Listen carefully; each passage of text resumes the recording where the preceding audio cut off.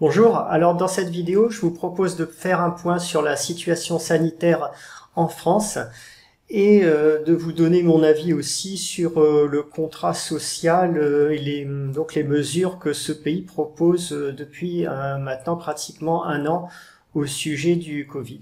Alors on va d'abord faire un point sur la mortalité, donc comme d'habitude, données tout à fait officielles, je suis hors de question pour moi de prendre mes sources sur des sites complotistes ou je ne sais quoi, on ne pourra pas m'accuser de quoi que ce soit à ce niveau. Toutes les données que je vous propose sont vraiment strictement officielles, tirées du site Géode, donc Santé publique France. Vous pourrez les vérifier, les télécharger par vous-même comme vous le souhaiterez. Donc vous voyez, j'ai pris les données de ce tableau-là. Synthétisé dans une feuille de tableur Excel. Donc là, on n'est plus au 16 novembre. Je vais corriger parce que c'est vraiment les données du jour, enfin donc d'hier soir. On est au 30 janvier 2021. Et donc là, vous avez le nombre de personnes qui sont mortes de Covid en France depuis le début de l'épidémie. Donc vous voyez que la tranche d'âge 0 à 9 ans, une chance sur 2 millions à peu près, donc une personne sur 2 millions est morte, 10 à 19 ans, une personne sur 1 189 000, 20 à 29 ans, une personne sur 170 000, pour la tranche d'âge moins de 40 ans, une personne sur 53 000, 40-49, une sur 17 000, 50-59, on est à peu près à un risque de 1 sur 5 000, donc on reste sur des niveaux complètement dérisoires, mais vraiment dérisoires. 60-69 ans, une personne sur 1470, ça veut dire que dans la tranche d'âge 60 à 69 ans, il y a quand même 99,93% de la population en France qui a survécu au Covid jusqu'ici. Ça, c'est vraiment la réalité des faits. Et ensuite, pour les tranches d'âge âgées, franchement âgées, donc 60-79 ans, c'est une sur 500. Sans doute un petit peu plus en réalité parce qu'il faudra ajouter les données de maison de retraite, donc on doit plutôt être à peu près à 1 sur 350. 80-89, 1 sur 160 à l'hôpital, donc à peu près 1 sur 100 si on ajoute les données de maison de retraite. Mais même là, ça reste extrêmement faible en fait. 1 sur 100 quand on a plus de 80 ans. Si vous avez 85 ans, effectivement, votre espérance de vie, elle est réduite, elle est de quelques années.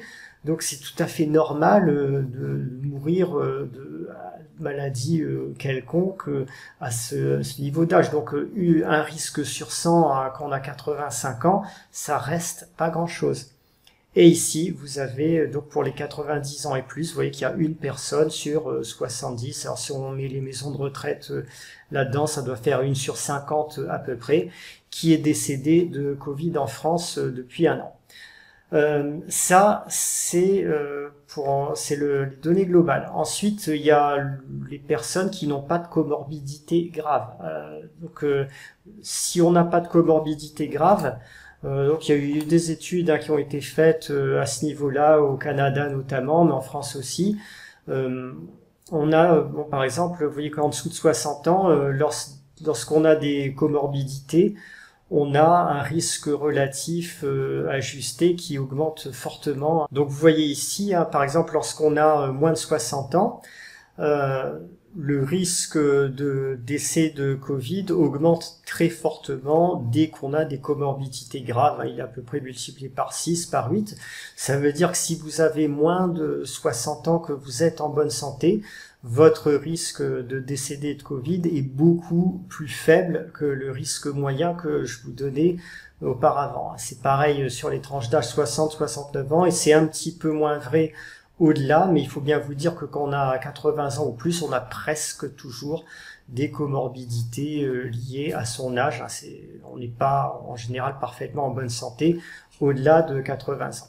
Donc si on fait le bilan du nombre de personnes qui sont décédées de Covid sans comorbidité et avec comorbidité, on a des données ici sur cette étude canadienne. On s'aperçoit que le risque va être à peu près divisé par 3 ou 4 lorsqu'on n'a pas de comorbidité, qu'on a moins de 60 ou 70 ans, et qui va être à peu près divisé par 2 si on n'a pas de comorbidité significative et qu'on a plus de 70 ans. Donc si on ajuste ces données-là, vous avez ici les risques donc de décéder de Covid depuis un an. Donc le nombre de personnes décédées de Covid sans comorbidité grave. Vous voyez que par exemple sur la tranche d'âge 50-59 ans, c'est une chance sur 20 000 à peu près, 60-69 ans, une chance sur 4400, etc. Donc on est sur des niveaux qui sont ridiculement bas, il y a aucun doute possible. Alors on va continuer avec ces statistiques sur la mortalité. Donc là je suis dans vous voyez, le bulletin de Santé publique France du 28 janvier 2021. Donc on reste comme d'habitude sur des sources tout à fait officielles et incontestables. Et dans ce bulletin, il est clairement expliqué. Donc l'âge médian au décès était de 85 ans et 92,6% des personnes avaient 65 ans ou plus. Donc ça vous donne une idée de l'âge auquel on meurt en moyenne de Covid en France en ce moment, dans 85 ans. Donc c'est là aussi, bon, c'est sûr que si on a plus de 80 ans, on a des chances significatives de mourir de maladie. C'est la nature des choses. On vous dit aussi que il y a 2% des personnes décédées qui ne présentaient pas de comorbidité et étaient âgées de moins de 65 ans. Ça veut dire que 98% des décès de Covid en France est le fait de personnes âgées et fortement malades. Si vous n'êtes pas dans cette catégorie, 2% des décès, c'est à peu près 1400 décès en France, rapportés à une population de moins de 65 ans qui pèse à peu près 50 millions, ça fait une personne ça fait à peu près une personne sur 35 000.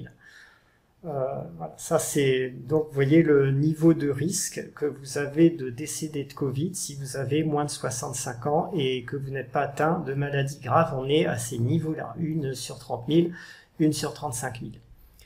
On continue. Donc maintenant je vais vous présenter le graphique Euromomo. Donc c'est le site officiel là encore de suivi de la mortalité en Europe. Vous avez le graphique de la France en ce moment notamment. Donc les anomalies de mortalité qu'on constate actuellement liées à, entre guillemets, la seconde vague de Covid actuelle. Vous voyez ce que ça donne sur ce graphe. C'est exactement comparable à l'épidémie de grippe de 2017. Il n'y a pas de grosse différence. Et des choses comme ça, on en a des tas qui se produisent dans le passé régulièrement. Donc c'est quelque chose de tout à fait banal qu'on observe en ce moment en France au vu de ces données de mortalité. On va me dire oui, mais voilà, ça c'est parce qu'on a pris des tas de mesures de confinement, de couvre-feu, sinon ça serait la catastrophe. Donc je vous propose de regarder ce qu'il en est en Suède, où il n'y a pas de confinement, où on ne demande pas aux entreprises de fermer leur activité, etc. Donc vous voyez où on en est. On a une légère surmortalité actuellement là-bas qui est déjà en train de baisser. Et là aussi, ça n'est pas significativement différent des épidémies de grippe qu'on a pu observer avant dans ce pays. On en a un petit peu plus, mais bon, ça reste assez peu significatif. Si on regarde la carte Euromomo, donc 2021, janvier 2021, données tout à fait récentes, vous voyez, pour la France, on est en low excess, donc léger excès de mortalité. Donc là, encore une fois, situation tout à fait banale au niveau de la mortalité en France actuellement. Il n'y a que 2 pays qui connaissent de grosses épidémies assez marquées, qui sont ici l'Angleterre et le Portugal en ce moment. Mais en dehors de ces pays, vous voyez qu'il n'y a pas de problème particulier. Donc ce que je voulais vous montrer à travers ces données, c'est que en fait, on est en train de prendre toute une société en otage, c'est-à-dire l'immense majorité de la population, pour qui on demande de se confiner, de ne plus pouvoir sortir, de ne plus pouvoir éventuellement travailler lorsqu'on est travailleur indépendant, donc on ferme votre entreprise de façon autoritaire. Tout ça pour une toute petite minorité de personnes très âgées, très malades, à l'espérance de vie de toute façon réduite, et qui en plus, j'en suis à peu près certain, ne seraient même pas demandeuses de telles protections, parce que si vous avez 80 et quelques années, que vous êtes atteint de comorbidité sérieuse et qu'il vous reste au maximum 2 ou 3 ans à vivre, Est-ce que vous aurez envie de vivre quelques mois de plus en étant totalement enfermé chez vous sans pouvoir voir personne, ou est-ce qu'au contraire, vous préférez profiter des dernières années de votre vie un petit peu moins longtemps, mais en ayant la liberté de pouvoir voir vos proches, de pouvoir sortir quand même un petit peu, etc. C'est un autre débat, mais voilà, c'est quand même un problème tout à fait réel. Ensuite, faut bien voir que ces confinements et ces couvre-feux, ça n'est pas une pause dans votre vie. Hein. C'est pas quelque chose, votre vie, c'est pas quelque chose qu'on peut arrêter pendant un an, reprendre un peu plus tard. Non, c'est une destruction pure et simple de votre temps de vie. Même quand vous êtes confiné ou sous couvre-feu, vous continuez à vieillir, vous continuez à perdre votre temps de vie, à le gaspiller, et vous ne retrouverez jamais, on ne vous rendra jamais ce qu'on vous a volé avec ces couvre-feux et ces confinements. Votre vie, en fait, notre vie, hein, elle se structure en trois grandes étapes. Donc, il y a l'étape 0-20 ans sur laquelle vous n'avez pas de contrôle. Ça peut être une étape très heureuse ou moins heureuse selon la famille dans laquelle vous êtes né, selon vos parents, etc., selon l'endroit auquel vous êtes né, mais vous n'avez pas trop de prise là-dessus. Donc c'est pas un temps de vie autonome à ce moment-là. Ensuite, vous avez la partie la plus intéressante pour moi de votre vie, qui est le temps de vie active, sur lequel, on va dire le temps de vie autonome, hein, on n'est pas obligé de travailler d'ailleurs si on a acquis suffisamment de patrimoine pendant ce temps-là. Donc ce temps de vie autonome, pendant lequel vous êtes vraiment maître de votre destin. Alors ce temps de vie-là, il va de 20 ans à, on va dire, 65-70 ans en moyenne. C'est ce qu'on appelle le temps de vie en bonne santé, en fait. Ça peut durer beaucoup plus longtemps. Il y a des personnes, bien sûr, de 75 ans, 80 ans qui vont être en parfaite santé, qui vont pouvoir profiter de la vie comme quelqu'un de 60 ans. C'est tout à fait possible. Là, je ne vous donne que des moyennes, des statistiques brutes. Donc, faut vous dire qu'en moyenne, vous avez dans votre vie à peu près un temps de vie autonome, où vous êtes vraiment maître de votre destin, qui va durer 45 à 50 ans. Au-delà, la troisième période de votre vie, hein, on va dire après 65-70 ans, c'est une période où vous serez plus tellement dépendant de l'argent que vous avez, des choix que vous faites, mais c'est votre corps qui va dicter ce que vous pouvez faire, et donc vous perdez à ce moment-là de la marge de manœuvre et de l'autonomie, et vous n'êtes plus véritablement maître de votre destin au bout d'un certain temps. Donc, dans le contrat social ou dans les mesures que cet État français propose actuellement, on est en train de vous voler un an, hein, parce que ça fait un an que ce cinéma dure de couvre-feu, de confinement, etc. On est en train de vous voler un an de votre temps de vie, d'un temps de vie total de 45 ans, c'est-à-dire à peu près un 40e du total, pour un risque, on l'a vu précédemment, qui est de l'ordre de 1 sur 30 000. Alors, je ne sais pas si vous voyez le niveau d'arnaque que ce deal représente. Donc vous perdez un 40e de votre vie pour un risque à 1 sur 30 000. Si vous avez 40 ans, par exemple, il vous reste 30 ans de vie en bonne santé à vivre, on va vous voler à peu près un 30e du total restant pour un risque là aussi de 1 sur 30 000, etc. Si vous avez, mettons, 60 ans et qu'il vous reste 10 ans de vie en bonne santé à espérer, on vous vole un 10e de ce temps, c'est quelque chose d'énorme, un 10e. On vous vole un 10e de ce temps pour un risque à 60 ans, si vous n'avez pas de comorbidité, qu'on peut évaluer à peu près à 1 sur 5 000, 1 sur 8 000. Donc il y a un 10e de perdu d'un côté, de l'autre côté, un risque d'1 sur 5 000, 1 sur 8 000. Donc c'est vraiment un sacrifice complètement délirant, complètement déséquilibré, d'une société dans lequel seul compte la situation d'une petite minorité de personnes de plus de 80 ans très malades ou franchement âgées et très malades, qui ne seraient sans doute même pas demandeuses de cela. Alors moi je trouve tout à fait normal qu'on soit solidaire avec les personnes âgées, hein. Je suis tout à fait normal pour payer des impôts, pour qu'elles soient bien soignées, pour qu'elles aient accès à une fin de vie digne, il n'y a aucun problème. Je suis pas d'accord par contre pour qu'on sacrifie toute une société pour pour cet impératif-là, parce que de toute façon, si on sacrifie toute une société, à terme, il y aura plus d'argent, il y aura plus de quoi aider ces personnes âgées. Donc il faut trouver un équilibre, et là, c'est complètement déséquilibré. Après, en plus, ce qu'il faut vous dire, c'est que quand on vous demande un sacrifice aussi énorme que ça, si on demande à quelqu'un de faire un sacrifice énorme, en général, en échange, ça paraît normal qu'on lui octroie une récompense ou quelque chose en compensation. C'est la moindre des choses. Là où ça devient plus délirant dans la situation actuelle, c'est que non, on va pas vous demander une récompense en échange de votre sacrifice. On va vous demander de payer beaucoup en plus pour cela. Alors je m'explique, donc l'État français, là actuellement, vous voyez, on a des déficits financés en 2020 de 206 milliards d'euros et en 2021 de 152 milliards. Ce chiffre de 206, il est déjà en train d'être révisé, là on parle de 226 milliards au dernier point. Donc celui-là, il va probablement changer aussi un petit peu et on peut estimer que grosso modo, sur ces 2 ans, ça va être 400 milliards d'euros que le cinéma, des confinements, des couvre-feux, de payer des entrepreneurs à rester au chômage, à rien faire chez eux au lieu de produire des richesses, ça va coûter 400 milliards aux Français.